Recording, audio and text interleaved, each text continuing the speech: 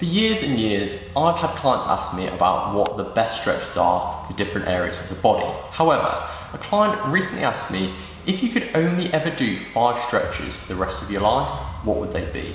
And since that question, it's really got me thinking. And it is tough to narrow down because there's a lot of great ones. But the final 5 we're going to go through in this video. They need to hit the whole body and be effective enough where hitting multiple areas.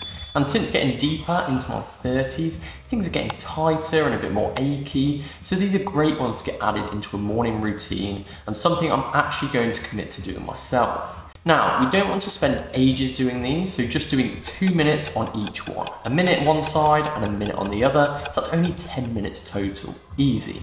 Don't force any of these stretches, just tease them, working to gradually improve range over time. There's definitely some that I need to work on improving, one of them in particular, which I'll discuss in a bit.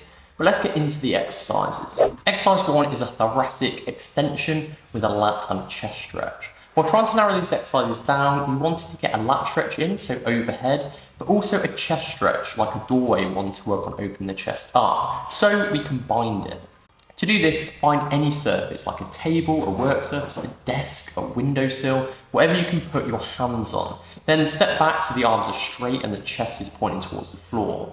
Then you're stepping 1 foot behind the other to give a great lat stretch on one side, and then stepping across to give more of a chest stretch on the opposite side.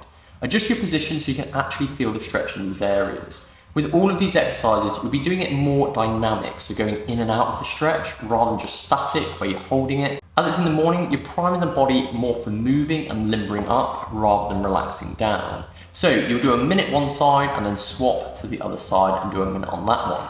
This is great if you spend a lot of the day sitting to really open everything up around the shoulders. Exercise 2, this is the classic downward dog. This is great because it's hitting a ton of areas. What I would do is focus the first minute on that thoracic extension, so going in and out, working to get the chest towards the knees and sticking your bum up in the air.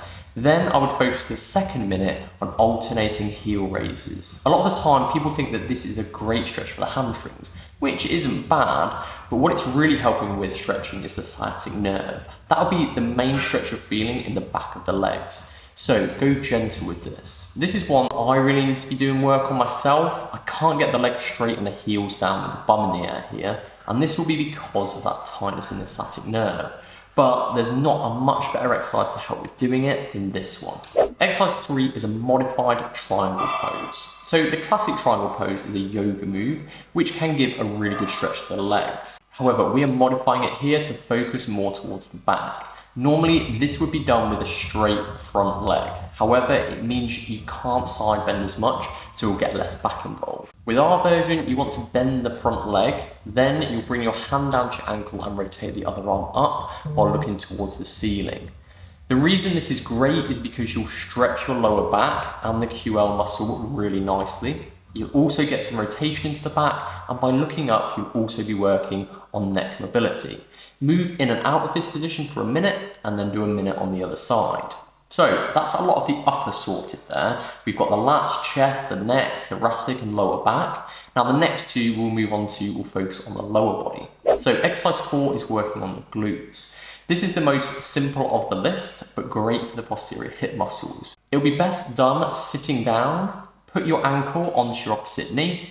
You'll then alternate the position by pulling the knee up towards your chest and then pushing it down towards the floor. Hold for a couple of seconds in each position, and again, you'll do this on each side. Exercise 5 is an advanced adductor with hip flexor stretch.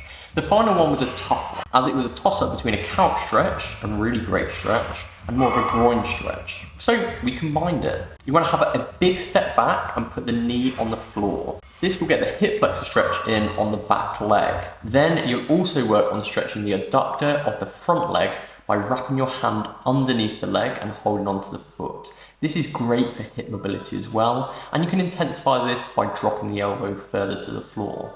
You'll then alternate between the two, coming back up, making sure you're feeling the stretch in the hip flexor, and then back down to feel it in the groin. If you're not feeling it, keep adjusting position. It might look slightly different than it does for me. Then again, just make sure you're doing it on the other side. So in 10 minutes, you've pretty much hit the whole body, and it will thank you for it. The trick now is being consistent with it.